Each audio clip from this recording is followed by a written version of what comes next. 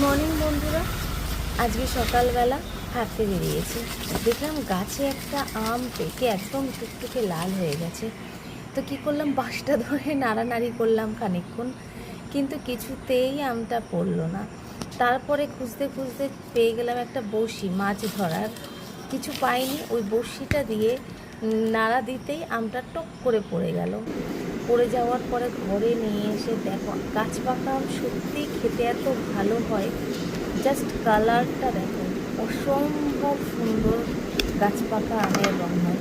এবং এত আম হয়েছে যে আমাদের শাশুড়ি মা দেখো থালায় থালায় করে আম শক্ত করে রাখছে, মানে পাকা আমগুলোকে সংরক্ষণ করে রাখছে। এবং এগুলো খেতে দারুণ টেস্ট হয়, দারুণ টেস্ট, অনেক করে ফেলেছে।